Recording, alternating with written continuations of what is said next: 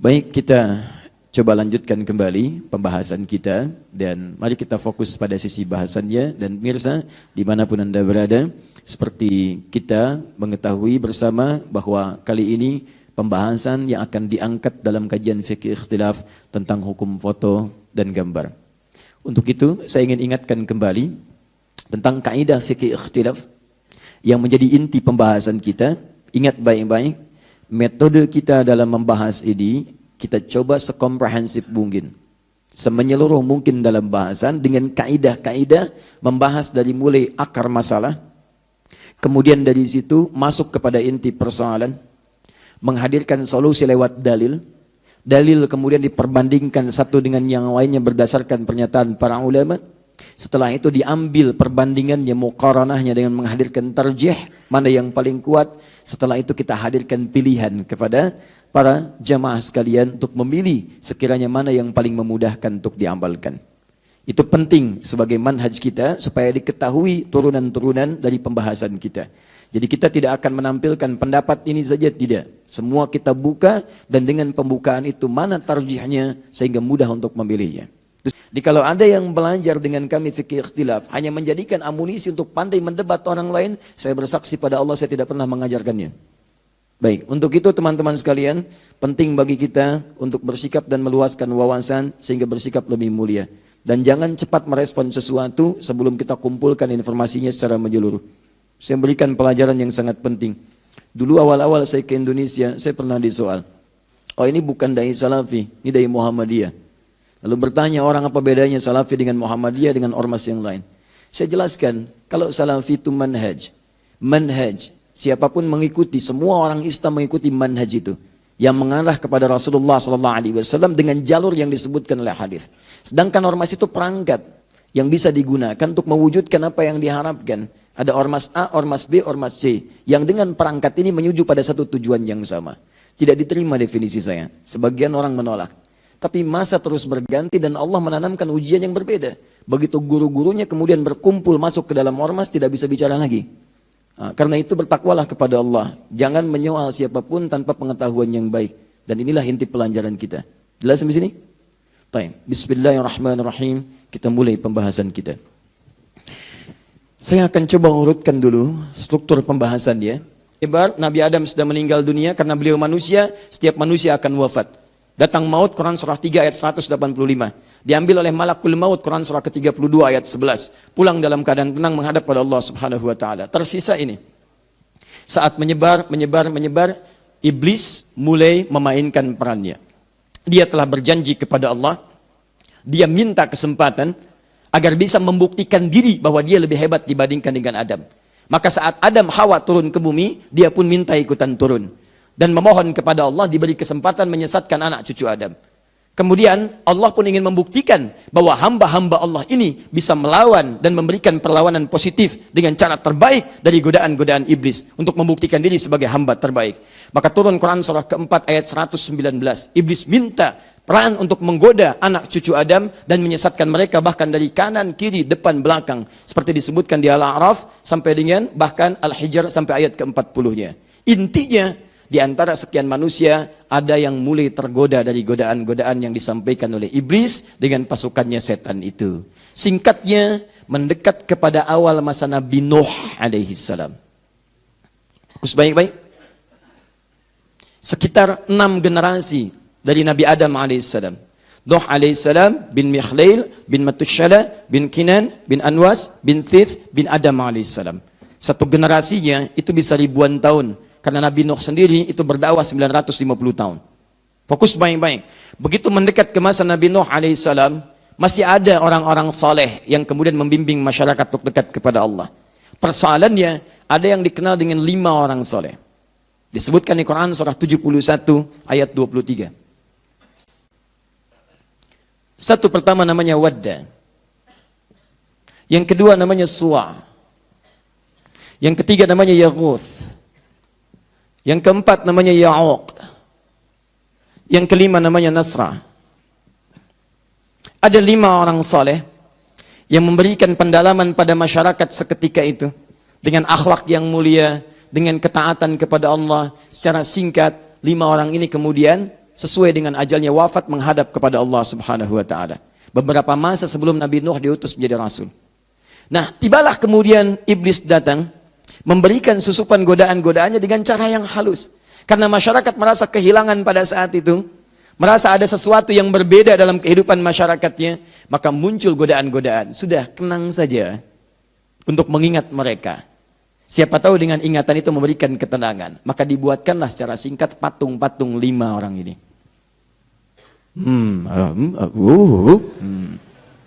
Ini yang saya lihat. Fokus. Awalnya bikin patung. 1, 2, 3, 4, 5. Setelah dibuat, jadi keseluruhannya. Awalnya cuma lihat aja. Lihat, kenangan. Besok-besok kok mirip ya? Besok-besok jalan, kok kayak ada yang perhatikan ya? Apakah ini fiksi atau fiktif? Lihat. Misal kalau dalam bahasa kita sekarang. Jalan gitu. Lama-lama, kayak ada kekuatan tersendiri. Begitu melihat ada getaran dalam jiwa. Begitu melihat lagi, kalau saya datang ke situ, kayaknya kok membantu kekuatan. Iblis mulai bermain di situ. Maka jadilah kemudian mereka perlakukan lebih daripada biasanya. Mulai datang ke situ. Mulai jadikan wasilah untuk meminta. Lama-lama mintanya ke situ. Mulai kemudian ngasih beberapa hal. Mulai dari makanan. Mulai dari kemudian buah-buahan. Disimpan. Kok bisa kami nyimpan malam? Besok-besoknya paginya hilang. Dia tidak tahu kalau ada orang lain lapar kemudian mengambilnya. Misal, kan? Tapi apa yang terjadi? Dijadikanlah kemudian 5 orang ini, 5 tokoh ini yang telah kemudian dijadikan sebagai patung ya untuk monumen mengenang pada awalnya, jadilah kemudian bahan sesembahan. Sesuatu yang disembah disebut dengan ilahun, jamaknya disebut dengan alihatun. Dipertuhankanlah 5 patung ini, bahkan dianggap sebagai Tuhan. Alihah jamaknya. Allah tidak menginginkan seorang hamba lahir fitrah suci kembali dalam keadaan kotor. Karena itulah ditugaskan dari kalangan makhluk manusia ini seseorang yang ditunjuk langsung oleh Allah Subhanahu wa taala, dipilih dengan kriteria tertentu untuk mengingatkan, mendidik, mengembalikan dan membimbing manusia yang mulai menyimpang sehingga kembali kepada fitrahnya. Baik, ketika diberikan risalah, tugas, risalah misi. Sungguh Allah telah memilih Nabi Adam, dipilih oleh Allah sebagai manusia pertama, diberi tugas turun ke bumi. Wa Nuha, setelah Adam itu Nuh alaihissalam. Ditugaskanlah Nabi Nuh alaihissalam untuk meluruskan kembali hal-hal penyimpangan yang tadi telah dimulai dengan 5 patung yang dipertuhankan ini. Jelas sampai sini? Maka Nuh turun, kemudian mulai berdakwah. Ketika berdakwah itulah kemudian mereka mengatakan, lihat dengan kalimat mereka. Quran surah 71 ayat 23. Ketika Nuh berdakwah, sudah muncul tokoh-tokoh penyembahannya. Dan umumnya tokoh ini, ketika mulai mereka tampil, itu mereka sadar bahwa apa yang mereka kerjakan salah. Cuman kadang-kadang tidak ingin kehilangan ketokohan yang telah melekat pada diri mereka. Atau kadang-kadang tidak ingin kehilangan materi yang telah kadung didapatkan dari proses yang telah mereka dapati itu. Maka mereka katakan, wala tadharunna alihatakum. Gak usah dianggap Nuh. Jangan tinggalkan Tuhan-Tuhan kalian. Mereka datang lebih dulu dibandingkan dengan Nuh. Wala tadharunna wadda, wala suwa'a, wala ya'uqa, wala yaghutha, wa ya'uqa, wa nasra. Tuhan kita ada 5. Jangan dengarkan apa yang Nuh katakan. Kalau yang dia katakan baik, tentu sudah ada kebaikan itu dari orang-orang sebelum kita. Tayyib, maka disebutkan ini panduan kita, 5 ini. Singkatnya Nabi Nuh berdakwah 950 tahun, tidak ada yang kemudian kepada beliau beriman kecuali sedikit, tapi tidak lelah beliau kemudian dalam berdakwah. Singkatnya, tibalah masanya, kemudian Allah menurunkan kepada mereka pelajaran, supaya dengan itu menjadikan kesan bagi generasi setelahnya. Singkatnya, turunlah kemudian banjir bah, menghancurkan semuanya, termasuk keadaan-keadaan ini. Hancur, habis semua, tersisa kemudian generasi Nabi Nuh alaihissalam yang dibawa beliau dengan izin Allah Subhanahu wa taala dengan pasangan masing-masing laki-laki perempuan plus dengan bahan kehidupan seperti hewan. Hewan bawa berpasangan. Singa jantan, pasangannya singa apa? Singa betina. Kemudian misal sapi jantan, pasangannya sapi apa? Sapi betina. Masya Allah. Manusia yang laki-laki pasangannya apa? Yang perempuan. Jadi yang dibawa Nabi Nuh itu nggak ada yang laki-laki pasangan laki-laki, perempuan pasangan perempuan. Makanya ketika sekarang ada itu siapa sebetulnya? Gitu. Baik, pasti ada yang keliru, gitu. Pasti ada yang keliru, ya. Maka teman-teman sekalian, muncul generasi baru. Setelah generasi baru seperti tadi di awal masa generasi Adam, berkembang lagi, nyebar lagi, macam-macam, bahkan ada yang ke Nusantara, ada yang sebagainya dan seterusnya. Apa yang terjadi setelah itu? Tibalah sampai ke periode sebelum Nabi Ibrahim alaihissalam diutus. Bahkan sebelum-sebelumnya. Terjadi penyimpangan yang sama dengan sebelum-sebelumnya. Bahkan lebih dahsyat lagi ketika dibuat patung. Patungnya sudah ada dua jenis. Ada patung batu, ada patung menggunakan kayu. Patung batu disebut dengan wathnun. Wathanun. Wathanun. Jamaknya awthanun. Awthan. Hamzah, waw, tha, alif, nun. Nanti Anda ketika baca Quran, Anda akan menemukan kalimat ini. Itu namanya patung batu. Baik ya? Jadi kalau ada orang yang sekarang ikut-ikutan bikin patung batu, dia telat, karena dulu sudah ada. Ya.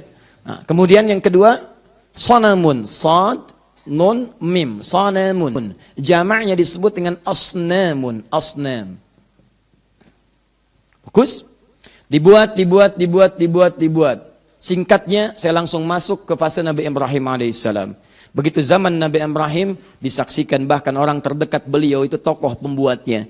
Masyarakatnya kemudian sudah menyembah apa yang dibuat. Nabi Ibrahim bingung. Kok bisa bapak saya yang bikin, mereka yang menuhankan? Kan ini bikinan bapak saya yang bikin. Ya, tak-tik-tuk, jadi simpen, disembah-sembah. Kok bisa? Bapak saya yang bikin dengan tangannya, yang dibikin gak bisa ngapa-ngapain, bahkan bapak saya yang buatnya, bicara tidak bisa, makan tidak bisa, ditanya tidak menjawab, dipukul tidak membalas. Apa yang aneh? Akhirnya beliau kemudian memberikan pelajaran kepada masyarakatnya. Begitu mereka meninggalkan tempat ibadahnya, datang kemudian ke situ. Kisahnya banyak dalam Al-Quran, tersebar luas. Silahkan Anda kemudian pelajari kembali. Ada di surat Maryam, ada di Al-Anbiya dan seterusnya. Teman-teman datang bawa kapak sebelum jadi minyak angin. Ya. Kemudian, ya, di bawah itu dihancurkan kemudian. Yang kecil-kecilnya, tok, habis. Sisakan yang besarnya. Dikaitkan kemudian kapaknya pada leher yang besarnya. Begitu datang semuanya, mulai murka kemudian rajanya. Siapa yang berbuat pada yang seperti ini? Mereka mengatakan, innahu fatan yuqalu Ibrahim. Barangkali ada pemuda yang selalu sinis dengan kita, namanya Ibrahim. Begitu Ibrahim dipanggil, inilah pelajaran terbesar yang diberikan oleh beliau. Begitu ditanya, apakah kamu yang menghancurkan patung ini Ibrahim? Kata Ibrahim, tanyakan aja pada yang gede, kan dia yang ada kalungan kapaknya. Mereka berkata, bagaimana dia bisa menjawab? Bicara aja nggak bisa. Ibrahim membalikan, lantas kalian ini gimana? Bicara aja nggak bisa, kok dijadikan Tuhan? Dia nggak bisa memberi manfaat, tidak bisa mendatangkan madarat, dan kalian membuatnya. Kenapa kalian harus pertuhankan? Di situ cara berpikir yang sangat logis. Kadang-kadang Al-Quran mengajak kita berpikir dengan dalam. Jadi kalau Anda ingin menyikapi sesuatu, Anda bisa bandingkan dengan cara analogi berpikir yang sehat. Ini gambaran dari Quran. Ada orang-orang yang sering menghadirkan logika yang kadang-kadang bisa dibantah dengan logika yang lainnya. Jelas ya? Nah itu bisa memahamkan. Nah akhirnya apa yang terjadi? Marah, kita sudah paham kisahnya. Ini sempat dibakar, tapi kemudian juga ditolong oleh Allah Subhanahu Wa Taala. Kalau Anda konsisten dalam dakwah, sekalipun terbakar keadaan diri Anda, banyak hal persoalan dalam hidup Anda, hilang dibakar musuh sekitarannya, tapi itu semua ternyata kalau dibaca dengan iman adalah kumpulan pahala-pahala yang mempercepat langkah Anda ke surga. Jika air mata Anda banyak mengalir untuk menangisi satu ujian dalam kehidupan, biarkan dia terus mengalir sampai kering. Sehingga satu saat ketika Anda mendapatkan ujian lagi, tidak ada air mata lagi yang mengalir karena Anda sudah siap menghadapinya. Bikin status. Ini masih senang bikin patung, saya pilih seorang nabi. Nabinya bukan nabi biasa, bahkan nabi bisa bicara dengan hewan. Masya Allah, jangankan hewan yang paling besar seperti gajah, hewan paling kecil seperti semut bisa mendengar suaranya, bahkan bisa berdialog dengan dia. Bisa bicara dengan burung, bisa menaklukkan awan. Jangan kira Sunggokong datang belakangan, dia yang hebat menaklukkan awan. Ada awan kinton, awan macam-macam, tidak. Jauh sebelum itu ada sesuatu yang lebih hebat dibandingkan seluruhnya. Kenapa? Dan diberikan pelajaran besar, sampai jin ditaklukkan. Dan jin-jin itu diperintahkan oleh Sulaiman, ya alaihissalam namanya. Nabi Sulaiman memerintahkan semua kalangan-kalangan, baik jin, macam-macam dan sebagainya, untuk berkutik, bertekuk lutut dengan izin Allah Subhanahu Wa Taala. Maka mereka diperintahkan diantaranya untuk membuat sebuah ornamen-ornamen di istananya, dan Nabi Sulaiman memberi pelajaran, ini bukan Tuhan, ini bukan Tuhan, ini bukan Tuhan, rendahkan di hadapan beliau. Apa yang dimintakan untuk dibuat? Ya'maluna ma yasha' bin mahariba wa tamathila wa jifan. Quran surah 34 ayat 13. Di poinnya. Ya'maluna ma yasha. Mereka diperintahkan para jin dan seterusnya untuk melakukan, membuat apa yang diinginkan. Semua yang dikehendaki oleh Sulaiman dengan izin Allah Subhanahu Wa Taala dibuat oleh mereka. Apa diantaranya? Bin mahariba, mihrab-mihrab. Masya Allah. ornamen-ornamen terindah dibuat dan seterusnya. Watamathila, dan patung-patung. Di zaman Nabi Sulaiman. Perhatikan turunan struktur dari pembahasannya. Patung-patung di zaman Nabi Sulaiman dibuat pada saat itu oleh para jin dan seterusnya. Tapi diperkenankan oleh Allah itu jadi. Apa yang ingin ditunjukkan? Untuk direndahkan. Ini bukan Tuhan, ini bukan Tuhan, ini bukan Tuhan. Saya jadikan ornamen yang diam, yang tidak ada nilainya sama sekali. Untuk memberikan pelajaran pada seluruh umat pada saat itu, tidak ada yang layak dipertuhankan kecuali Allah Subhanahu wa Ta'ala. Paham ya? Ada tafsir yang kedua dari sini bahwa yang dibuat oleh Nabi Sulaiman diperintahkan bukan patung dalam bentuk orang-orang atau benda-benda yang memiliki roh di situ. Ada yang menyebutkan alam dan sebagainya. Tapi ini pun ada yang menguatkan pada pendapat yang pertama. Bahwa ini patung-patung dalam jenis-jenis yang sudah dikenal. Tapi direndahkan pada saat itu untuk merendahkan semua keyakinan yang ada bahwa cuma Allah yang harus diesakan. Nih, gak bisa bicara nih. Nih, cuma diam aja nih. Lebih bahkan, maaf, lebih kurang daripada hewan. Hewan bisa bicara, saya ajak ngobrol, semut jawab. Saya ajak ngobrol singa, singa jawab. Ini maknanya. Masya Allah. Ada yang lewat-lewat, burung bulbul bisa jawab, hud-hud bisa jawab. Ini patung nggak bisa ngapa-ngapain. Ngapain dipertuhankan? Diam. Selesai. Jadi semua takluk, tunduk dan sebagainya. Jin diikat, terkengkang, nggak bisa memberikan hal yang macam-macam. Macam-macam, Sulaiman muncul dengan tongkatnya dan seterusnya. Nah, teman-teman sekalian, pada masa ini kemudian aman suasana sampai singkatnya alaihissalam, Sulaiman alaihissalam kemudian dengan izin Allah wafat karena beliau juga manusia. Dan wafatnya sangat menarik dalam keadaan duduk. Kemudian seperti Anda ketahui tongkatnya dimakan rayap sampai dengan kemudian terjatuh. Jin bahkan tidak ada yang tahu. Makanya disebutkan di Quran jin itu tidak tahu yang gaib. Gak tahu yang gaib. Bahkan jin sendiri ngaku di situ. Ngaku. Kalau kami tahu sudah lama meninggal. Aduh dari dulu kami tinggalkan Sulaiman. Tapi kami gak tahu yang gaib. Jin aja sudah ngaku. Kami gak tahu yang gaib. Anda malah nyari-nyari jin. Jin tolong sampaikan berita. Wow. Jin aja ngaku, saya nggak tahu. Kenapa Anda mencari-cari jin? Maka muncul jin, muncul jun dan sebagainya gitu kan. Maka secara singkat, Nabi SAW setelah hijrah ke Madinah, kemudian situasi mulai stabil, mulai ada pengikut-pengikut yang mulai memahami dengan baik, menyambut dakwah beliau. Secara singkat, mulailah kemudian Islam mulai mengakar di Madinah, sampai kemudian datanglah ke Mekah kembali untuk menyebarluaskan dengan baik dan terjadi Fathu Mekah. Secara singkat, selesai dakwah dengan mulia. Islam kemudian total berada di Jazirah Arab, bahkan mulai dikirim utusan ke beberapa luar Jazirah Arab untuk mengenal risalah Islam. Kemudian muncullah hal yang pertama dilakukan oleh Nabi. Apa yang pertama kali dilakukan ketika datang ke kota Mekah dalam peristiwa Fathu Mekah?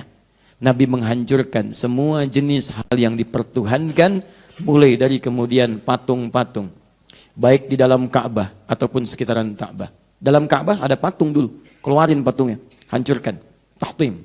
1, 2, 3, 4, hancurkan semua. Kemudian tulisan-tulisan disobek-sobek.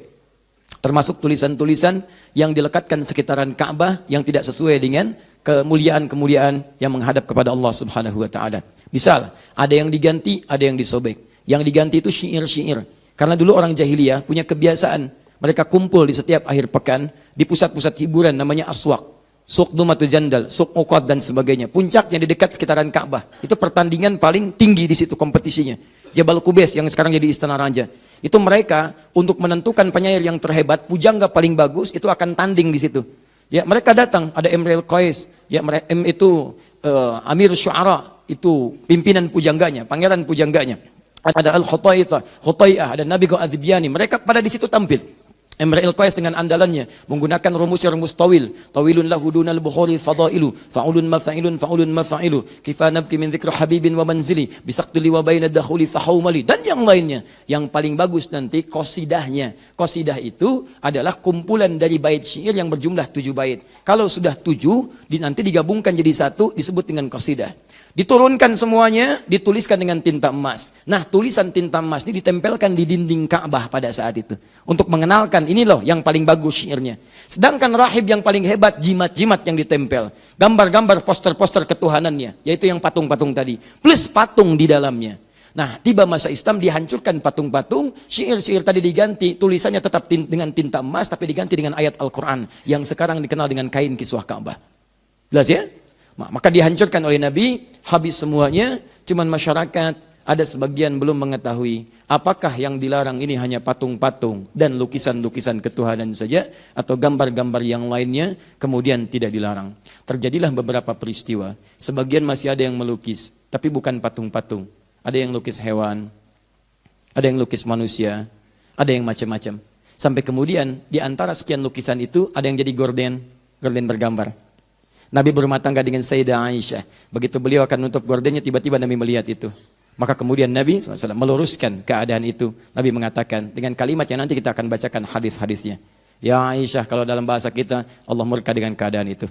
Saya tidak suka dengan demikian. Kalau dalam bahasa kita. Maka Aisyah seketika menyobek-nyobek itu, tapi menariknya beliau bukan membuangnya. Beliau jadikan sebagai bantalan. Kain bantalan yang direndahkan dengan itu bisa ditiduri, bisa diduduki dan sebagainya. Dan Nabi ternyata tidak melarangnya. Nah, dari situ semua kita akan perhatikan ada kalimat Nabi melaknat orang-orang yang masih senang menggambar dan melukis, ada kondisi tertentu Nabi membiarkan. Disitulah kemudian menjadi ikhtilaf dari kalangan para ulama, mana yang boleh, mana yang tidak boleh. Termasuk perkembangan sampai dengan foto kekinian. Apakah itu haram ataukah itu kemudian halal? Itu yang coba kita akan bacakan hadis-hadisnya. Begitu ceklik, apa hukumnya tuh? Pengajian haram. Oh, pengajian haram karena ada fotonya misalkan. Apakah seperti itu atau tidak? Baik. Awas karena ini penting, jangan sampai terjadi. Ibu, siap-siap ya Bu ya. Ibu akan diambil fotonya untuk paspor. Begitu mau dipoto, jangan lakukan. Kenapa? Haram. Itu kita lihat ya. Apakah seperti itu atau bukan? Bismillahirrahmanirrahim. Sekarang kita masuk ke hukumnya. Maaf, paham ini sampai sini? Baik, alhamdulillah. Saya ingin Anda mengerti dulu strukturnya pembahasan dari awal sehingga mengetahui kemudian jalan pembahasan kita. Jangan ujuk-ujuk langsung kesimpulan. Begitu Anda menerima kesimpulan begitu aja, Anda nggak akan paham dalam prakteknya dan terjadi inkonsistensi nanti. Sekali ini haram, besok jadi halal. Ya kan? Begitu butuh halal, nggak butuh jadi haram lagi. Kan repot gitu kan? Mau pernikahan, kirim fotonya dong. Aduh, itu haram. Tapi kan ini darurat. Baiklah, halal kali ini aja. Nggak bisa. Bismillahirrahmanirrahim. Mari kita mulai. Saya mulai ke kitab ya, supaya nanti kita bisa menguatkan argumentasi sekaligus menepis dugaan. Oh itu pendapat pribadi, tidak. Ini adalah keterangan para ulama yang dilangkum dalam kitab. Dan masalah ini sudah selesai, cuman kita butuh untuk menguatkan kembali.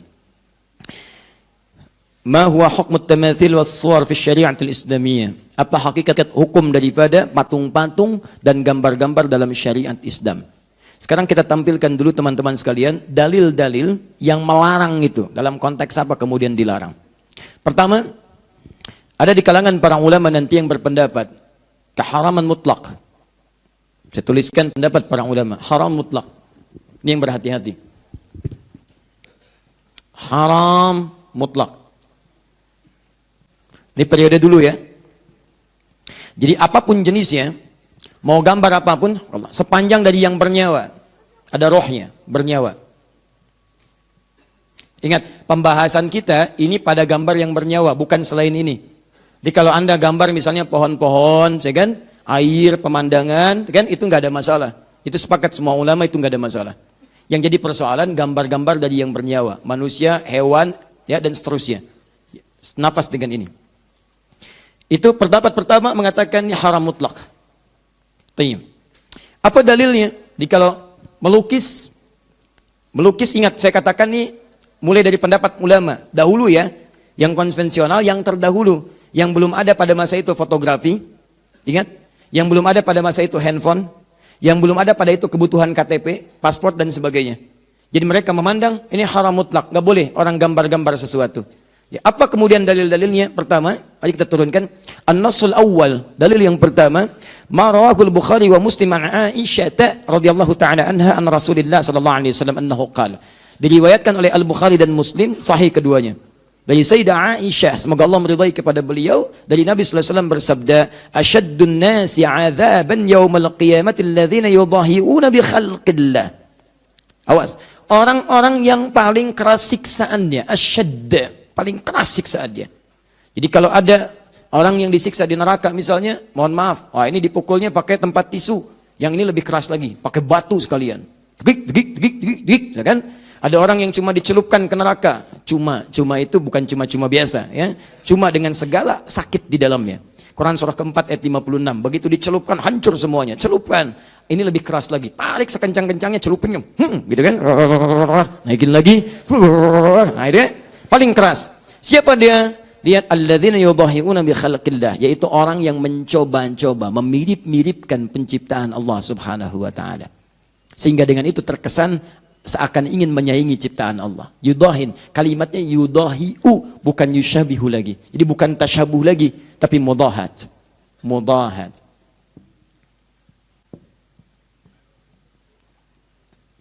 Jadi Nabi seakan memberikan gambaran. Kebanyakan orang-orang yang melukis itu, ketika dia mulai melukis, ini ambil pendapat pertama ya. Kata para ulama, hadis ini yang pertama memberikan kesan bahwa kenapa muncul siksaan yang besar di sini? Karena kecenderungan orang ketika membuat sesuatu yang bernyawa itu ingin membuat semirip mungkin. Lukis ingin melihat wajahnya. Begitu jadi, oh mirip ya. Ada kekaguman di dalamnya. Ini yang paling berbahaya. Ketika muncul kekaguman pada sesuatu yang dibuatkan pada hal yang bernyawa, ini persoalannya bukan sekedar fikih, tapi ada nilai akidah di situ yang terkotori. Akidah mulai bahaya. Seakan-akan ada yang bisa membuat yang mirip seperti ciptaan Allah. Maka nanti kita akan lihat bagaimana hadis selanjutnya pada yang seperti ini. Bikin patung, kan? Ada madam lilin, madam batu, madam macam-macam tuh dibuat. Mirip. Anda sih sebagian orang belum paham, tiba-tiba foto di sampingnya. Foto, ceklik gitu kan? Tapi persoalannya ketika ada kekaguman, kedahsyatan ke situ, bahkan menghadirkan suasana tertentu, auranya seperti mendapati aslinya. Seperti seakan-akan bersamanya. Bahkan kadang-kadang terjadi penipuan luar biasa. Ceklik, sedang berfoto bersama Obami, misalnya kan? Misal, yang lain udah nggak ada. Bisa supaya kita menyebut kalimat yang berbeda. Mirip wajahnya. Dan dikesankan pada orang lain sedang berada bersamanya. Ya, sudah dosa kuadrat. Dosa kuadrat, dosa pertama bersama sesuatu yang salah, dosa yang kedua mencoba mengelabui orang lain. Paham ya? Tayyib. Hadirkan sini. Jangan dipotong video saya, awas hati-hati ya. Kita mencari cara yang terbaik. Nah, itu orang seperti itu yang berusaha memirip-miripkan dengan ciptaan Allah Subhanahu wa taala sehingga terkesan ada aura-aura yang berbeda. Ini ilatnya, lihat. Dampak sebab hukumnya, illatnya. Kenapa dilarang dengan sangat kuat? Karena dikhawatirkan merusak bukan hanya ke fikih tapi ke akidahnya. Ada sesuatu yang diturunkan, takut merasa ada sesuatu yang aura besar di situ, ada kemiripan. Maka yang seperti ini, lihat hadis selanjutnya. Rawal Bukhari wa Muslim wa ashabus sunan anna Nabi sallallahu alaihi wasallam qala, diriwayatkan tidak main-main. Di Al-Bukhari disebutkan, di Muslim disebutkan, di ashabus sunan, sunan, hadis-hadis. Kalau dalam ilmu hadis, sunan itu artinya kitab-kitab yang disusun isinya berdasarkan urutan fikih. Kitab hadis yang disusun berdasarkan urutan fikih. Ya, yang lainnya jami'. Jami' itu kitab hadis yang disusun berdasarkan urutan umum, semua pembahasan. Biasanya babul iman dulu, bab akidah, terusannya ibadah, muamalah dan seterusnya. Tapi kalau sunan, ingat beda antara sunan dalam istilah hadis, sunan dalam istilah usul fikih, sunan dalam istilah fikih, dan sunan dalam istilah sejarah itu beda. Lain. Kalau disebutkan dalam istilah hadis, maksudnya kitab hadis yang disusun berdasar urutan fikih. Seakan-akan ini penulis kitab ini ingin mengatakan, jangankan di kitab hadis urusan akidah, di kitab hadis urusan fikih pun disebutkan celaan pada yang demikian. Apa yang dimaksudkan? Inna ashab hadhihi suwar yu'adzabuna yaumal qiyamati yuqalu lahum ahyu ma khalaqtum. Orang-orang yang membuat seperti ini dimirip-miripkan dengan ciptaan Allah sehingga terkesan orang lain mengaguminya dengan mengatakan mirip ya, bagus ya, seakan-akan ada ya, maka orang ini akan dipanggil di hari kiamat sebelum disiksa, kemudian diberikan oleh Allah penghinaan pada saat itu, dihinakan. Coba berikan nyawa tuh. Ayo berikan nyawa. Kamu pengen jadi saingan saya? Ayo hidupkan, tiupkan roh kepadanya. Maka ketika dia tidak mampu dan memelas, maka dicelupkanlah ke neraka. Nih yang merasa jadi saingan saya. Hancurkan. Begitu hancur, angkat kembali, hancurkan lagi, angkat kembali, hancurkan lagi. Dan dia tidak akan pernah keluar dari siksaannya. Tidak akan pernah keluar. Nah, ini yang pertama. Teruskan, an-nasu tsanits, nas yang ketiga, rawal Bukhari wa Muslim wa Ahmad, an Abi Zur'ah, dari Abu Zur'ah qala, dakhaltu ma'a Abi Hurairah dar Marwan ibn al-Hakam, fara'a fiha tasawir wa hiya tubna, faqala sami'tu Rasulullah sallallahu alaihi wasallam yaqul, qala Allah azza wa jalla wa man azlamu mimman dhahaba yakhluqu khalqi. Tiba-tiba saya datang bersama sahabat Abu Hurairah. Kemudian saya mengunjungi rumah Marwan bin Hakam.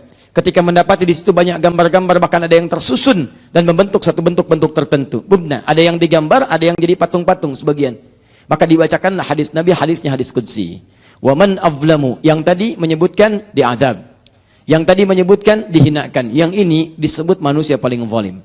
Dan siapa orang yang paling zalim dibandingkan orang yang berusaha membuat ciptaan ingin menyaingi ciptaanku. Tapi belum selesai. Falyakhluqu dzarratan falyakhluqu habbatan aw falyakhluqu sya'iratan. Kalau mau dibikin, bikinlah yang tidak bernyawa. Silahkan bikin misalnya gambar-gambar patung-patung, bisa kemudian dari biji-biji jagung, bisa kemudian dari biji-biji tumbuhan yang lain ataupun gandum dan sebagainya. Jadi gambaran hadis-hadis ini banyak hadisnya, saya berikan contoh sebagai dalil dari kelompok yang pertama, teman-teman sekalian, bahwa untuk kehati-hatian pada gambaran-gambaran yang bernyawa, kelompok ulama pertama memilih untuk hati-hati dan mengharamkan secara mutlak. Mereka khawatir kalau bikin seperti ini, memang awalnya bikin biasa, tapi dikhawatirkan ketika jadi atau ketika membuat itu ada perasaan mirip juga ya dengan aslinya. Begitu ada perasaan itu, maka disitulah mulai terganggu keyakinan kita kepada Allah. Begitu orang lain mengagumi dengan berlebihan, di situ mulai ada gangguan dalam akidah. Maka ulama pertama berpendapat ini haram mutlak pada yang bernyawa. Ingat satu, tapi mereka kecualikan ini dari kasus yang terjadi di zaman Nabi SAW. Kecuali dua hal. Kecuali satu, hal yang melekat pada perangkat mainan anak-anak. Jadi kalau anak mainan anak-anak tidak ada masalah. Sebab nilainya bukan pengaguman, nilainya buat main-mainan. Sayyidah Aisyah punya mainan, teman-temannya punya main-mainan, dan tidak pernah dinafikan oleh Nabi SAW. Illa lu'batul banat, kecuali mainan anak-anak. Jadi kalau ibu ingin memberikan anak-anak misalnya mainan-mainan Hello Kitty, ya itu nggak ada masalah. Ya, nggak ada masalah. Bawa Hello Kitty, kita ke rumah. Nah, ada Hello Kitty, Hello Kitty. Nah, kan? Nah, Anda yang mau mengaji tiba-tiba datang, haram ya? Oh, tidak. Nas yang kedua mengatakan illa lu'batul banat, kecuali mainan bagi anak-anak. Boleh, tidak ada masalah. Ini ada Doraemon, bawa kan? Ini mainan panda, bawa, itu nggak ada masalah. Mainan anak-anak. Baik ya, kecuali misalnya orang tua yang kekanak-kanakan, ya. Sudah 70 tahun masih pakai boneka, tak ninung, tak ninung, itu salah. Nah, misalnya. Jelas ya, ini lu'batul banat, itu mainan anak-anak. Mainan anak sama perangkat mengajari anak. Anak menggambar misalnya macam itu tidak ada masalah. Gambar bikin ini, bikin itu, ada kelas menggambar di sekolah tidak ada masalah. Karena memang untuk anak-anak mendekatkan pada dunia dia, ada tasawur, ya, deskripsi bagi dia untuk memahami lewat permainan. Karena anak-anak belum ngerti ya, dia belum balik. Bagaimana mau menyekutukan Allah, balik aja belum? Belum balik, dia belum ngerti. Salat aja belum wajib, puasa aja tidak. Jadi kalau ada anak-anak belum balik, ibu jangan memaksanya tapi mengajarkannya dalam kemuliaan. Paham ya? Ini mau puasa sebentar lagi, ada anak belum balik, latihan dia pelan-pelan. Kalau zuhur buka, apresiasi. Aduh, adek pintar. Ayah dulu nggak seperti adek. Adek zuhur, ayah dulu jam 10 bukanya. Bu, misal gitu kan, angkat dia, ayo lawan lagi ya kakak, telan sampai dengan asar. Besoknya asar, dia buka, adek pintar, Masya Allah. Tuh mamah dulu, zuhur lewat dikit udah buka, adek sampai asar. Besoknya maghrib jam 6, dia setengah 6 udah minta buka. Setengah 6, nggak apa-apa biar buka. Gak apa-apa, apresiasi lagi, dorong lagi. Dek, besok setengah jam lagi ya, karena dia belum balik, belum waktunya sampai pada keadaan dia. Metabolisme tubuhnya masih menyesuaikan. Jangan dipaksa. Dek, berjuang, setengah jam lagi. Ah, Anda ketemu orang tua yang keterlaluan. Orang udah lapar, dorong-dorong. Ayo dek, berjuang. Luar biasa. Ini satu ini.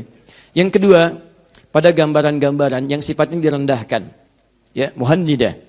Direndahkan itu tidak dianggap sebagai sesuatu yang mengagumkan. Di karpet, di bantalan, tempat tiduran, macam-macam, yang diinjak, yang macam-macam, itu nggak ada masalah. Jadi kalau gambar-gambar kemudian, taruhlah kemudian misalnya ada Hello Kitty jadi karpet, ya, ada kucing gambar ini jadi karpet, jadi diinjak-injak dan sebagainya, itu sepakat ulama itu rakman bit-thaub. Rakman bit-thaub itu artinya gambar-gambar yang ditenun pada kain-kain untuk direndahkan, jadi kain lap, kain ini macam-macam, sehingga tidak ada kesan persaingan dengan ciptaan Allah Subhanahu wa taala. Di sini ulama-ulama dulu sepakat dengan keadaan demikian. Ini tidak ada persoalan. Dari sini kemudian berkembanglah, masa berkembang, keadaan mulai berkembang. Teman-teman sekalian, dulu ini cuma mainan. Sekarang ada perangkat-perangkat yang digunakan untuk proses pendidikan. Bisa, mohon maaf, patung hukumnya haram, kecuali boneka barangkali untuk anak-anak kekinian sekarang. Tapi Ustaz, saya kan sedang belajar saya kedokteran.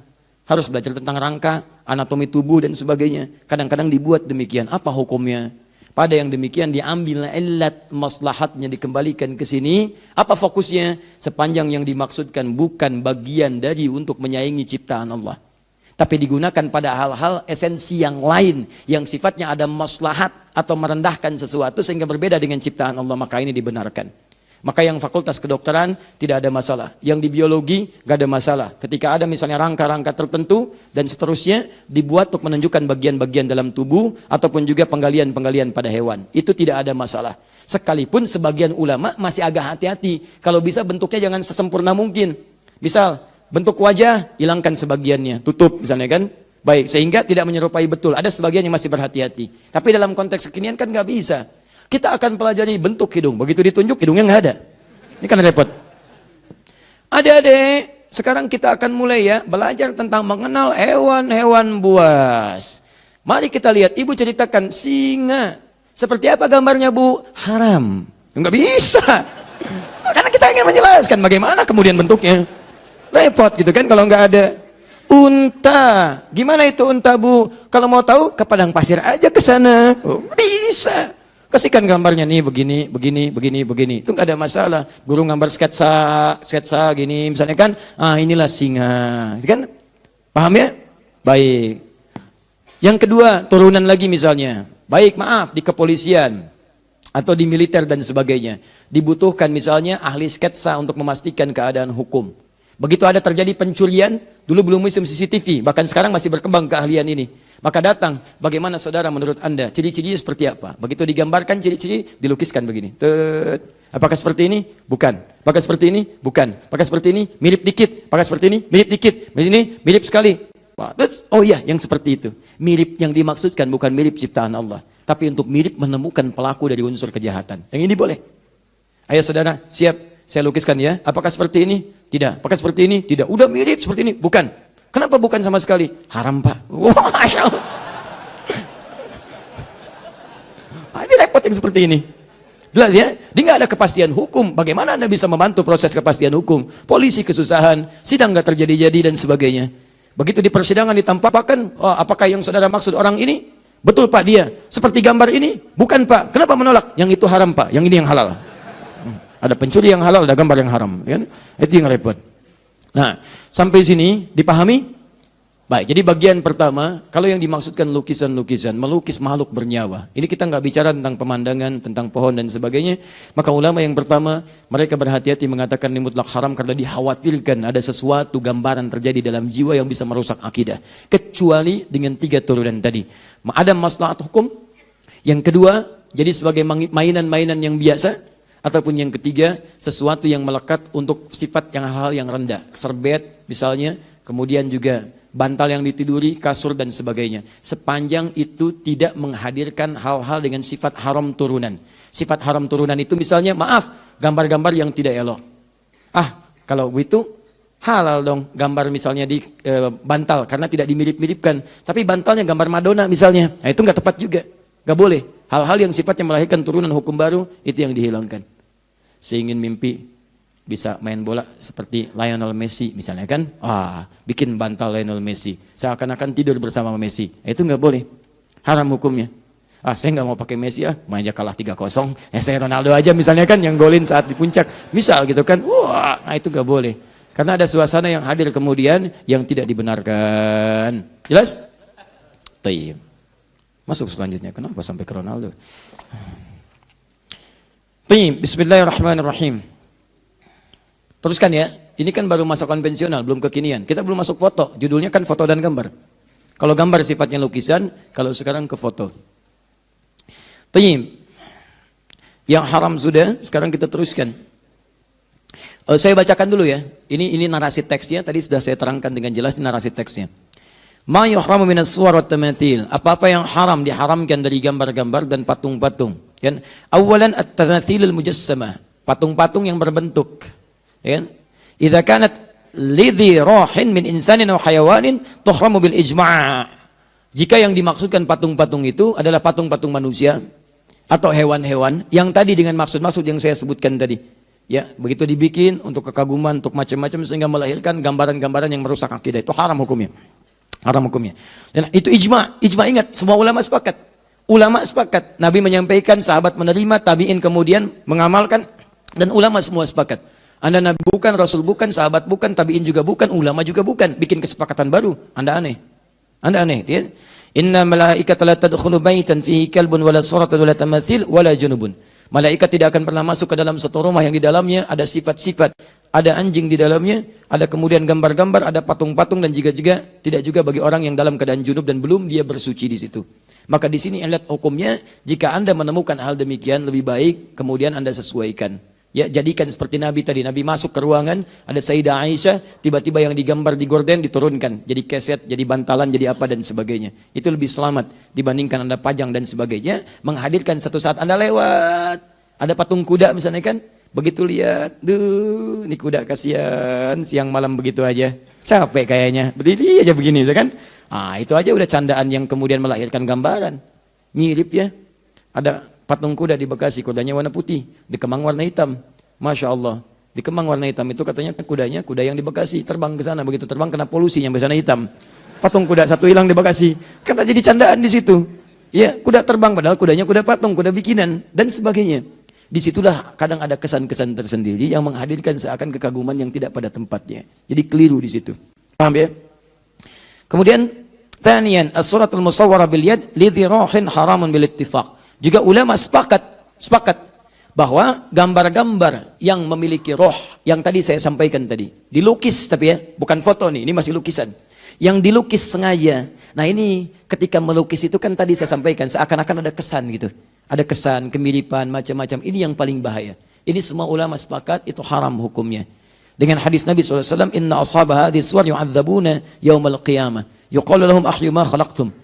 Ya, maka orang-orang seperti ini itu dijamin siksa di neraka dan dikatakan pada mereka, ayo coba berikan nyawa apa yang telah kamu buat itu.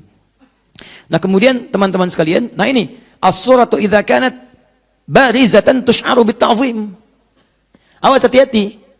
Memang dia ada sifat-sifat misalnya tidak seperti tadi. Enggak ada menghadirkan, mohon maaf ya. Ini kita mulai lompat nih kepada yang kontemporer. Dia bukan dilukis, dia bukan dibuat oleh tangan. Tapi misalnya gambar-gambar utuh seperti foto dan sebagainya. Tapi tush'aru bita'zim itu dimunculkan untuk mengesankan pengagungan sampai ke pengkultusan. Itu pun nggak boleh. Saya memang nggak melukis, ini foto. Fotonya kemudian ditempel.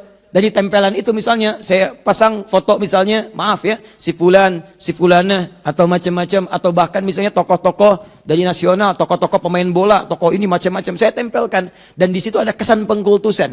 Begitu dipajangkan ada kultus. Ah, mau tidur, melihat gambar ini seakan-akan adem rasanya. Ada pancaran dari pandangan matanya, pancaran dari pandang matanya. Padahal gambar, cicak masuk ke situ, tertutup matanya. Nah, itu kan bahaya juga di situ. Nah, jadi teman-teman sekalian, dalam kondisi ini, gambar-gambar pun yang sifatnya ada pengkultusan dan sebagainya, itu para ulama mengatakan haramun. Haramun. Ya, hadisnya, wa mu'allaqah, nah ini yang tadi saya sampaikan, ditempel-tempel bihaitsu yara haddakhil haramun aidan bila khilaf li hadits Aisyah radhiyallahu taala anha qalat kana lahu satrun fihi timthalun ta'ir wa kana ad-dakhil idza dakhala istaqbalahu faqala Rasulullah sallallahu alaihi wasallam hawwili anni hadha fa inni kullama ra'aitu dzakartu ad-dunya. Ya, begitu melihat Sayyidah Aisyah punya gambaran dari burung, begitu melihat Nabi masuk, aduh tolonglah ya, palingkan aku dari ini, setiap saya melihat ini kayaknya saya lebih lekat dengan dunia. Takut kehilangan misi saya sebagai Nabi SAW. Jadi begitu orang lihat ada kekaguman, ada macam-macam dan sebagainya. Bahkan gambar-gambar tertentu ada unsur pengkultusan yang ini dihindari. Dihindari. Paham ya? Baik. Kemudian teman-teman apa yang boleh? Ya, apa yang boleh? Yang boleh dari gambar dan patung. Ini ulama sepakat. Jadi tidak semuanya haram, ada yang boleh juga. Jangan sampai Anda ambil kesimpulan semua gambar haram, haram semua. Tidak. Rumahnya putih, nggak ada apa-apanya gitu kan? Baik, kalau Anda ingin tempelkan silakan tempelkan yang mana, yang halal, gantungkan yang halal, simpan yang halal, yang haram Anda tinggalkan. Tayyib. Apa di antaranya? Kullu suratin aw timthalin lima laysa bidhirahin kataswiril jamadat wal anhar wal ashjar wa ma ila dzalik. Jadi silahkan Anda boleh tempelkan misalnya gambar-gambar, pertama disepakati oleh ulama. Jenis yang pertama gambar-gambar yang tidak mengandung roh secara langsung. Pohon, lukisan misalnya bunga, itu kan? Masya Allah bunga tulip, ya begitu dipasang di situ kelap-kelip, ya tulip, Kemudian misalnya ada bunga mawar, ya, bunga melati, semuanya indah. Pasang macam-macam. Itu nggak ada masalah di situ. Tapi ingat, hukum yang sebelumnya berlaku. Jika gambar itu pun menghadirkan pengkultusan. Duhai bunga tulip yang tulap-tulip di malam hari dan kelihatan cahayanya, aku hadirkan di rumah ini, duhai. Berikan aku kekuatan. Masya Allah. Dengan kekuatan bunga tulip, aku akan menghukummu. Misalkan istri marah pada suami. Wah, muncul. Nah, itu pun nggak boleh. Terjadi percekcokan antara suami dengan istri, melihat bunga tulip, muncul misalnya imajinasi, marah istrinya. Kenapa mah? Dengan kekuatan bunga tulip, aku akan menghukummu. Misalnya, nah itu nggak boleh. Jelas ya? Nah, teman-teman sekalian, kembalikan. Kullu suratin laysat muttasilatal hay'ati ka suratil yadi wa haddiha mathalan awil aini awil qadami ya fa innaka la tuhramu li annaha laysat kamilatal khalqi. Atau jika Anda ingin bikin sketsa yang tidak sempurna, boleh. Ya, misalnya mohon maaf, ada gambaran-gambaran misalnya sebagian tidak sempurna, wajah tidak ada misalnya, bagian tampaknya, sebagiannya gambar, itu nggak ada masalah. Nggak ada masalah, seperti buku-buku tampilan atau brosur-brosur tampilan. Ya, yang sifatnya gambar bukan foto ya, sifatnya gambar. Nah, itu Anda misalnya hilangkan sebagian, itu sifatnya disepakati tidak ada masalah. Boleh, sah-sah saja. Ibu bahkan misalnya, maaf, kan ada jualan pakaian kan? Jualan pakaian itu kadang dilekatkan ya pada ornamen-ornamen ya supaya ukurannya pas. Nah, contohnya ini nih. Ya, ada misalnya patung-patung, sebagian yang dipakaikan. Itu kalau sebagian tidak lengkap masih boleh. Tangannya hilang misalnya kan? Baik, tinggal badannya saja begini, ya wajahnya sebagian disamarkan, itu boleh. Itu boleh. Baik. Ukurannya pas seperti ini. Oh baik, cocok ya. Coba, cocok nggak Pak? Oh ini aja ukuran Bapak, cocok masa Bapak enggak? Baik, jelas ya? Baik. Pak, kalau Bapak mau pakai yang itu aja tuh. Itu yang lebih cocok tuh, lengannya masih ada, pakaiannya ada, wajahnya ada. Saya nggak mau itu patungnya haram. Baik. Tapi patungnya yang haram, pakaiannya tidak. Jelas ya? Baik. Jangan Anda berikan tulisan, ceklik di foto. Ingat ya, ini barang haram. Masya Allah. Tidak, bukan. Bukan keadaan yang harus diperbaiki di situ. Jelas sampai sini? Baik, teruskan. Nah, kemudian qala al-ulama wa yustathna min at-tahrim la'abul banat lima thabata an Aisyah radhiyallahu ta'ala anha anna Nabiy sallallahu alaihi wasallam tazawwaja wa hiya bintu 7 sinin wa zuffat ilayhi wa hiya bintu 9 wa la'abuha ma'aha wa mata anha wa hiya bintu 18 sana. Teman-teman sekalian, maaf. Dan yang ketiga disepakati yang tadi saya sampaikan, mainan-mainan bagi anak-anak itu tidak ada masalah. Jadi kalau Anda ingin sekolahkan anak atau anak di pelajaran sekolahnya ada kelas menggambar, kelas melukis, tuh anak-anak itu tidak ada masalah. Karena anak-anak itu sifatnya dia belum dihukumi dengan sifat-sifat hukum. Dia belum ada sifat balighnya. Itu hanya penjabaran untuk melatih bagian-bagian dalam tubuhnya. Sehingga responnya cepat, stimulus otaknya, macam-macamnya, ya dan seterusnya. Sehingga dengan itu diharapkan perkembangannya menjadi lebih cepat, motoriknya dan seterusnya. Ada juga turunan dari ini. Semacam Anda misalnya mengambil jurusan-jurusan yang spesifik menghadirkan maslahat. Misal tadi Anda ingin misalnya berdinas di kepolisian atau di militer untuk sketsa-sketsa tertentu, ambil jurusan itu di desain grafis, boleh, nggak ada masalah untuk hal yang sifatnya maslahat. Kecuali kalau tujuan Anda masuk di kampus itu untuk menggambar hal-hal yang tadi tidak dibenarkan, itu yang haram hukumnya. Di keahlian Anda boleh dipakai dengan hal-hal yang dibenarkan secara agama. Tidak dilarang Anda masuk desain grafis, silakan aja, dan pakai itu untuk hal-hal yang membantu agama, boleh. Silahkan bikin desain, arsitektur, hal-hal yang dibenarkan, sketsa-sketsa yang bagus, hal-hal yang memberikan gambaran maslahat, itu gak ada masalah, silahkan. Sah hukumnya. Ya, jelas sampai sini? Terakhir, fotografi. Hukmut taswir al-fotografi. Baik, jadi fotografi itu kata-kata baru. Makanya padanannya dalam bahasa Arab tidak ditemukan. Ya, maka fotografi bahasa Arabnya fotografi. Ya, jadi kalau Anda ingin menerjemahkan sesuatu yang tidak di Arab, jangan di asal-asal, sebutkan sesuai dengan asalnya. Ya, jadi jangan direka-reka. Misal, tadi ngaji di mana? Tanya orang Arab. Min aina ant darast? Anda katakan di Kota Baru Parahyangan, katakan darastu fi Jami' Ar-Rahman Kota Baru Parahyangan. Spellingnya sama, Kota Baru Parahyangan. Jangan di Arab-Arabkan. Min aina anta? Kutubulu Pruyungun. Begitu dia datang, dia nanya pada orang lain, salah jawaban. Datang dia besok-besok nanya, aina kutubulu Pruyungun. Gak akan ketemu alamatnya. Sama Garut, sebutkan Garut, pakai ghain, jangan pakai qaf. Ya, min aina anta? Min Garut. Garut. Begitu teman Anda dari Arab main ke sini nanya di bandara, uridu Garut, saya pengen ke Garut, langsung ditunjukkan. Jangan terlalu inovatif. Korut, Korut. Begitu tanya, aina Korut, dibalikin lagi ke pesawat, dibawa ke Korea. Itu yang repot. Nah ini sama hukmut taswir al fotografi. Fotografi itu diserap, namanya mu'arab, dari yang asing kepada Arab. Paham ya? Sama Bogor. Min aina anta? Bugur. Wah, kadang-kadang diganti pakai jim, ini yang repot. Sudah. Karena ada di Arab, orang Mesir, Anda bahaya orang Mesir, jim itu dibaca ghain. Jannah, gannah, jannah, jannah, gannah, janahun, ganahun. Qaf, kadang-kadang pakai hamzah, suq jadi su'. Nah itu orang-orang di Mesir itu. Makanya mesti hati-hati. Bogor, pakai ghain, jadikan jim oleh Anda. Itu yang repot. Sudah, fotografi. Lama-lama jadi fiksi nanti. Yara ba'dul mutaakhirin min al-fuqaha anna at-taswir asy-syamsiyya al-fotografi la yadkhulu fi dairati at-tahrim. Ulama-ulama kontemporer berpendapat bahwa ada masalah kontemporer yang tidak ditemukan di masa lalu dan tidak sama hukumnya karena berbeda sifatnya. Masalah itu disebut dengan fotografi. Beda kalau yang lain tadi surah, taswir, sifatnya digambar, gambar-gambar. Dari prosesnya udah beda prosesnya. Sebab begini, ketika Anda melukis, kan ada proses diri Anda yang menggambar di situ. Kayaknya nggak mirip nih, kayaknya nggak mirip. Tuh dari perkataan aja sudah muncul kalimat di situ.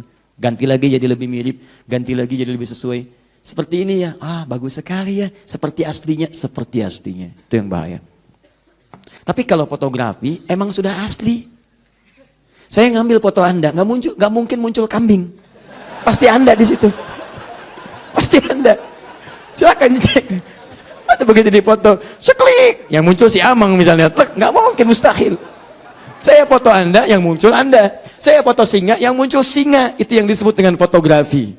Paham ya? Optiknya jalan di situ. Blok, seketika muncul. Seperti Anda melihat cermin seperti ini, gambarannya ada. Cuman bedanya fotografi tidak bergerak-gerak, Anda di cermin bergerak-gerak. Maka dari sini ulama mutaakhir dan kontemporer mengatakan beda cara, beda hukum, beda proses, lain hukum. Karena itu dari segi prosesnya kata ulama mutaakhirin laisa min dairatit tahrim. Foto-foto kontemporer dari fotografi yang jadi sesuai aslinya, mirip seketika, tidak ada proses yang sama seperti sebelumnya, itu tidak masuk dalam lingkaran yang haram.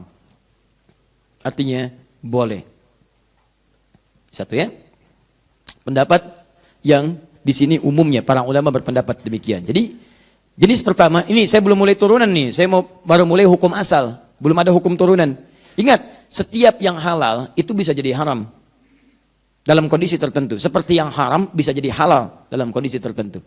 Misal, uang itu halal sifatnya kita gunakan. Jangan jauh-jauh, ini air halal sifatnya. Saya beri uang halal, punya uang halal, beli air sifatnya halal, saya simpan di sini, ini halal. Tapi halalnya kan punya saya, yang halal punya saya, yang minum Anda tanpa izin. Maka ini jadi haram bagi Anda. Halal bisa berubah jadi haram dengan kondisi tertentu. Haram bisa berubah jadi halal. Babi hukumnya haram. Sepakat ulama. Dan gak ada celah di situ untuk kehalalannya. Haram semua dengan segala turunannya. Tapi kondisi menjadikan Anda datang ke satu tempat, datang ke Cina, kebagiannya, Xinjiang, datang ke jauh sampai ke daerah-daerah hutan. Gak ada makanan, gak ada macam-macam yang ditemukan. Anda perlu bertahan untuk hidup. Yang ada cuman babi, akok sekitaran Anda misalnya. Masya Allah. Awas jangan diutak-atik kata-kata saya, jangan diutak-atik, awas. Awas. Jangan diutak-atik kata-kata saya. Begitu muncul yang ada cuman babi. Kalau Anda nggak makan, Anda meninggal. Itu poinnya, sedangkan sifatnya haram. Seketika itu jatuh hukumnya berubah jadi halal. Baik, jadi dalam kondisi demikian, Anda bolehkah makan babi? Tidak. Babi besar begitu bagaimana dimakan? Ya, Anda potong dulu, setelah Anda potong masak dulu, dan jangan dimakan keseluruhannya. Makan untuk mencukupkan, menghilangkan lapar Anda. Makan, hilang lapar. Enak juga nih. Bukan. Tapi kan, habis, selesai. Nah, sambil makan, sambil mencari yang halal. Begitu kemudian menemukan ayam, maka babi tidak berlaku kehalalannya bagi Anda. Selesai semua. Tuk, simpan itu selesai, kemudian kembali kepada yang halal. Jelas ya?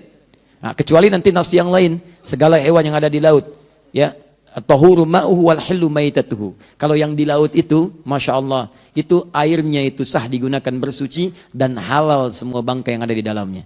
Maksudnya hewan-hewannya halal di situ. Ya, jadi kalau nyari babi, babi laut tuh kalau ada kan. Makanya babi nggak ada di laut. Oh, ceburin, bawa babi dari darat, ceburin ke laut. Halal ini. Tidak. Jangan terlalu kreatif di situ, tetap haram kalau yang seperti itu. Paham ya? Baik. Jadi semua yang ada di laut itu halal hukumnya, kecuali putri duyung. Baik. Jelas ya? Sekarang kita ambil hukum dasar dulu. Hukum dasarnya untuk foto itu boleh.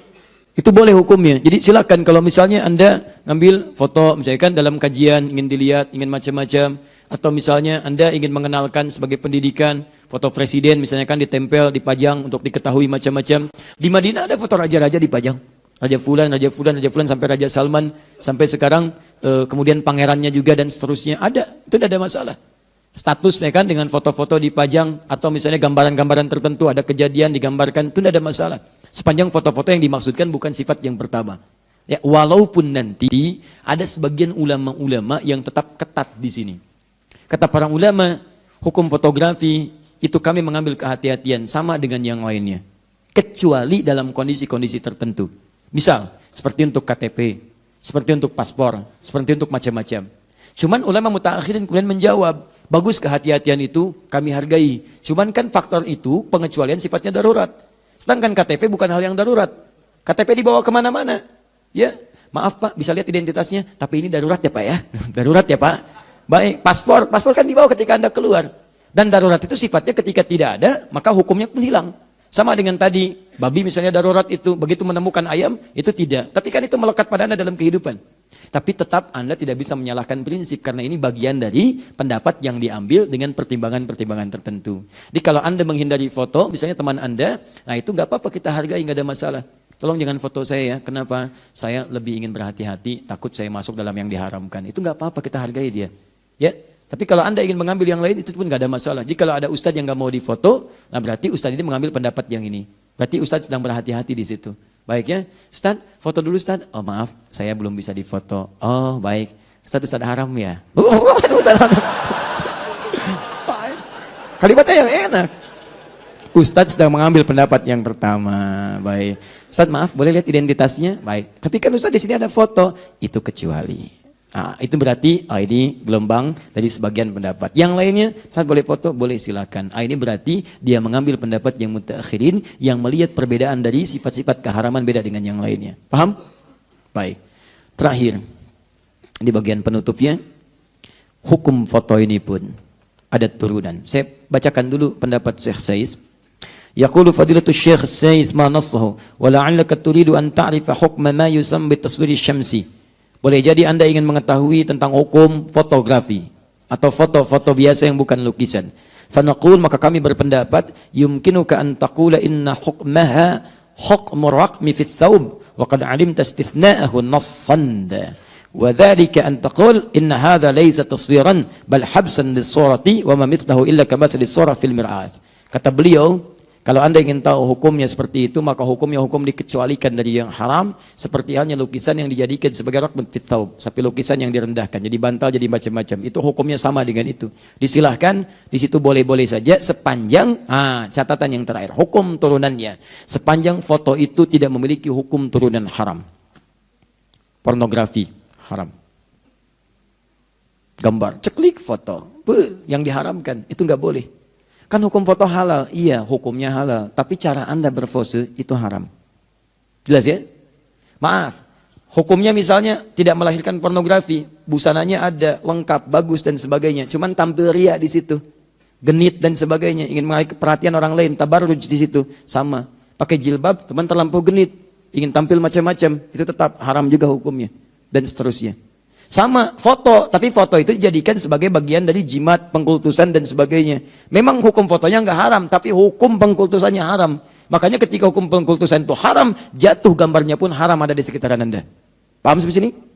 Maka dari itu, jika Anda ingin misalnya menjadikan gambaran foto-foto itu sebagai dokumen-dokumen saja, untuk yang disampaikan sebagai pembelajaran, misalnya pengingat pada keluarga, ini kakek, ini nenek dan sebagainya, sehingga mereka lebih merasakan ketika berdoa kepada Allah Subhanahu wa taala. Ada anak yang lahir bapaknya enggak ada. Begitu dewasa ingin diperkenalkan. "Ma, papa dulu seperti apa gambarnya?" "Haram, Nak." Jadi papa haram ya, Ma? Bukan. Gambarnya yang nggak boleh. Nah, bagaimana menjelaskan yang seperti itu? Kalau tujuan untuk menyampaikan boleh di foto keluarga. Adik sini sayang. Adik sabar ya nak ya. Yuk, papa memang sudah nggak ada bersama kita. Tapi mama yakin ini mungkin ladang pahala yang Allah berikan kepada kita supaya kita banyak berdoa untuk papa. Kita banyak mengerjakan amal soleh. Ini dulu gambar papa. Masya Allah, dulu berharap ada jadi penghafal Quran. Begitu melihat wajah ayahnya. Dan ada harapan tinggi pada dirinya, termotivasi dia untuk menghafal Quran. Ya Allah, berikan saya kekuatan menghafal, ya Allah. Saya ingin pahala yang mengalir untuk ayah saya, dan sebagainya. Terbayang suasana itu. Itu jadi dorongan yang kuat. Juga untuk masalah-masalah yang lainnya. Yang demikian itu dibolehkan. Kecuali ada gambar yang lain. Adik sini sayang, ini eyang kamu. Eyang kamu itu dulunya sakti mandraguna.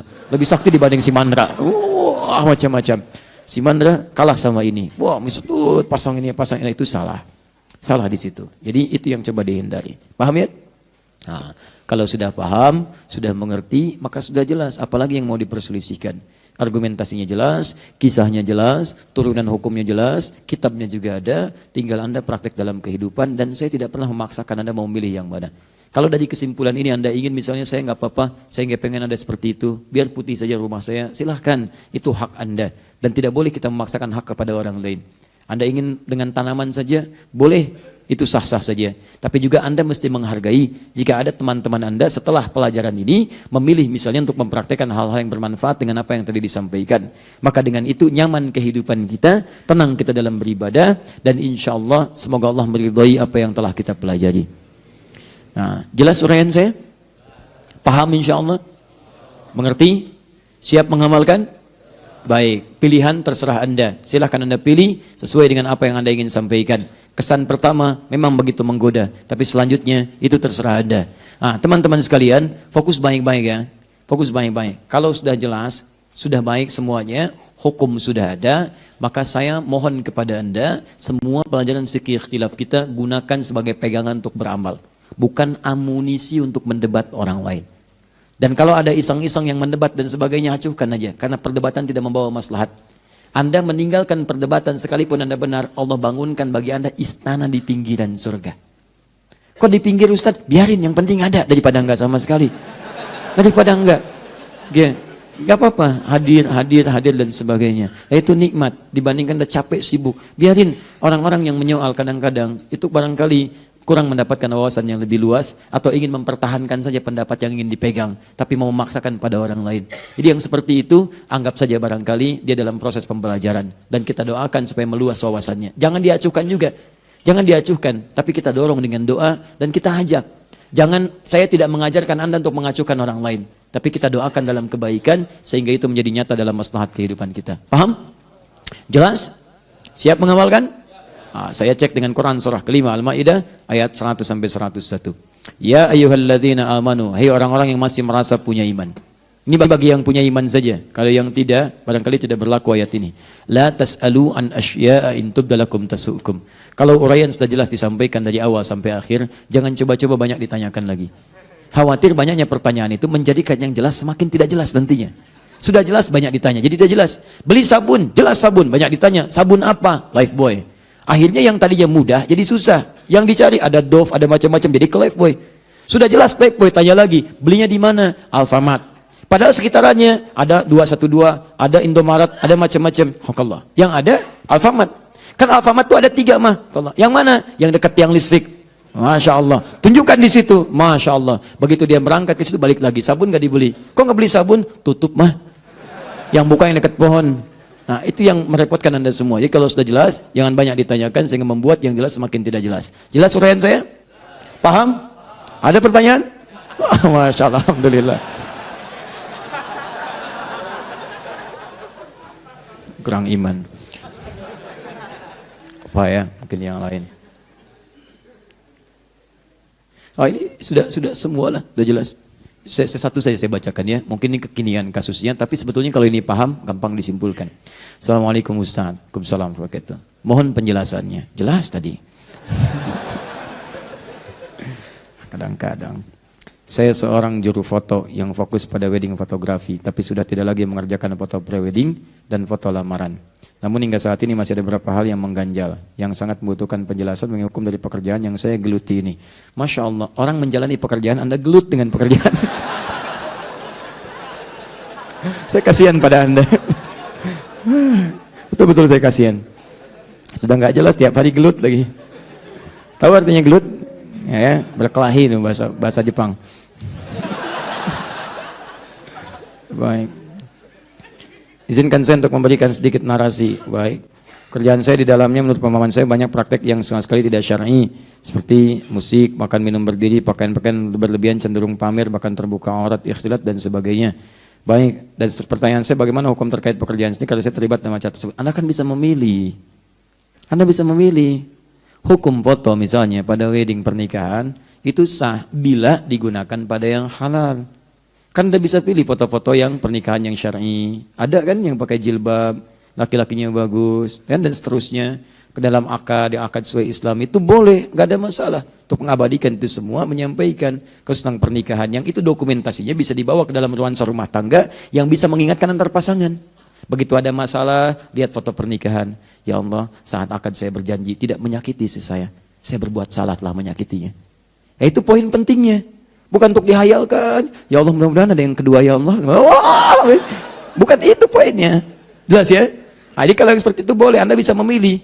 Ingat, rezeki itu sudah diatur. Sudah jelas, yang belum jelas itu surga Anda. Kalau Anda bisa memilih yang halal, kenapa pilih yang haram?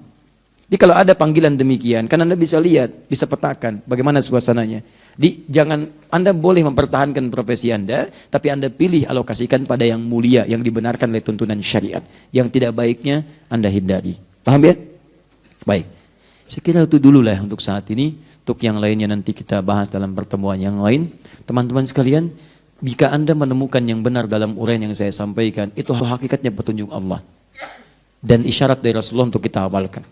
Tapi jika Anda menemukan sesuatu yang kurang atau keliru, Anda kemudian boleh sampaikan, saya dengan berbesar hati kemudian meralatnya, dan menyampaikan bahwa ini keliru, Anda yang benar. Atau juga saya tidak menghalangi Anda untuk belajar dari ustadz yang lainnya, sehingga mendapatkan wawasan lebih luas untuk perbandingan-perbandingan dalam mengambil kesimpulan hukum. Silahkan saja, saya tidak memaksa Anda harus ikut kepada saya ataupun yang lain. Anda bebas memilih dengan catatan pilihan itu didasari argumentasi yang sesuai dengan Al-Quran dan Sunnah. Baik teman-teman sekalian, saya kira itu yang saya sampaikan. Saya mohon maaf karena barangkali ini akan jadi pertemuan terakhir kita dalam pembahasan fikih ikhtilaf. Dan saya akan pergi meninggalkan Indonesia bulan depan. Karena itu ini jadi bagian terakhir pertemuan. Saya mohon maaf jika selama ini ada sesuatu yang kurang berkenan dan perilaku-perilaku yang tidak pantas dilakukan. Saya mohon maaf sekali lagi karena ini menjadi hal yang terakhir kita bertemu sebelum Ramadan. Ya, nanti setelah Ramadan kita insya Allah bertemu kembali ya dalam kajian-kajian yang lainnya. Baik. Ya, sebelum Ramadan ya panitia, tenang aja, nanti setelah Ramadan kita susun jadwal lagi. Kita akan tuntaskan masalah-masalah. Saya izin mengumumkan dulu 3 hal penting. Yang pertama, seperti biasa, kita akan berikan kurikulum pembahasan supaya tidak melebar dalam bahasan-bahasan fikih ikhtilaf. Kalau sudah selesai fikih ikhtilaf, kita akan bahas namanya fikih aulawiyah, fikih prioritas. Karena ini sangat penting sekali, karena banyak orang yang keliru kemudian menerapkan praktek agama dalam kehidupan karena tidak tahu prioritas. Sekarang ada misalnya, saya kasih gambaran begini. Ada tren hijrah. Hijrah itu seperti apa proses yang benarnya? Anda misalnya ada di bank konvensional, tiba-tiba tahu ini haram nih hukumnya. Kemudian setelah itu Anda putuskan keluar. Persoalannya ketika keluar Anda tidak menemukan alternatif yang lain. Dari ini menjadi misalnya jadi pekerjaan yang lain. Saya tidak perlu sebutkan lah supaya tidak mengecilkan pekerjaan-pekerjaan dimaksud. Kemudian persoalannya dari pekerjaan ini sudah mapan kehidupan, pindah kepada keadaan yang harus menyesuaikan dan dalam. Sedangkan mohon maaf, penyesuaian dari gaya hidup itu berbeda. Kan saya sering katakan F1 sama dengan F2. Ya, gaya gerak sama dengan gaya dorong. Income yang besar, gayanya yang keluar beda. Income kecil, gaya yang keluar lain. Dan hukum gaya itu bersanding lurus dengan hukum tekanan, Pascal. F berbanding lurus dengan P. Gaya berbanding lurus dengan tekanan. Tekanan di atas beda dengan tekanan di bawah. Karena itu semakin banyak gaya, semakin tertekan. Nah, keadaan ketika mundur ke bawah, bagaimana menjadikan jembatannya? Tidak sedikit orang yang kemudian hijrah tiba-tiba lompat dalam keadaan tertentu, kemudian dia gagal menjalani kehidupan dan menyimpulkan hijrahnya yang keliru. Sehingga kembali pada maksiat yang serupa. Nah, ini sering terjadi dalam kehidupan. Karena itu mesti ada jembatan-jembatan itu nanti yang dikenal dengan fikih prioritas. Selain hukum-hukum, bagaimana kalau sedang Anda kuliah tiba-tiba adzan? Bagaimana kalau sedang rapat tiba-tiba adzan? Mana yang diprioritaskan? Bagaimana ketika sedang sholat tiba-tiba mati lampu, padam lampunya gitu kan? Apa yang harus dilakukan? Apakah melewati saf? Mau keluar saf? Takut dihukum lebih daripada 40 gitu kan? Baik, tapi kalau tidak dilakukan terus-terusan dari belakang. Gitu kan? Mana yang harus dilakukan? Nah, itu namanya fikih prioritas. Paham ya? Baik, teman-teman sekalian, insya Allah perihal Ramadan kita mungkin ada taklim khusus nanti, dan terkhusus nanti setiap akan ada awal buka puasa. Insya Allah nanti kami akan tayang di Trans TV menjelang buka, ada kultum yang temanya sudah kami susun, dan alhamdulillah mau mengikuti apa yang telah kami susun dan apa yang kami ingin sampaikan diikuti semuanya, sehingga dengan itu nyaman kita menyampaikan sesuatu. Insya Allah ada tema-tema khusus di setiap awal-awal buka puasa di Trans TV dari menjelang buka. Kemudian yang terakhir, saya ingin mengajak Anda semua tanpa kecuali, ayo kita rubah lembaran baru kehidupan kita, lebih baik lagi daripada sebelumnya. Dan ajakan pertama saya, ayo kita dekati Al-Quran, kita cintai Al-Quran. Kami punya target tahun ini, saya ingin berharap ada 100.000 penghafal Quran baru di negeri tercinta ini. Kita itu 200 juta, berapa yang dekat dengan Quran? Kita harus bikin target tiap tahun terus. Kalau belum Anda, anaknya, cucunya. Ayo, saya ingin ajak Anda, ayo kita mendekat kepada Al-Quran. Dengan menghafalkannya, dengan memahaminya, kami merumuskan kemudian satu buku Muslim Zaman Now hafal Quran dalam 30 hari, disandingkan dengan mushafnya diberi nama At-Taisir. Insya Allah mushafnya akan dibagikan gratis. Itu saat di IBF, kami cetak yang kedua ini ada 5.000 sampai 7.000, dan kita akan terus cetak kembali, ada rezeki kita cetak, insya Allah kita kemudian akan bagikan secara gratis. Ingat ya, saya tidak memperjualbelikan mushaf, saya tidak berbisnis dengan Al-Quran. Ingat baik-baik itu. Jadi kalau ada yang jual belikan mushaf kami, katakan, sampaikan pada kami. Dan itu berdosa. Karena kami berikan untuk memudahkan Anda untuk menghafal Al-Quran. Saya ingin ajak Anda, ajak syiarnya, mungkin kalau Anda bisa ke IBF, Islamic Book Fair, di sana akan dibagikan di bulan ini, tanggal 18 sampai 22 April.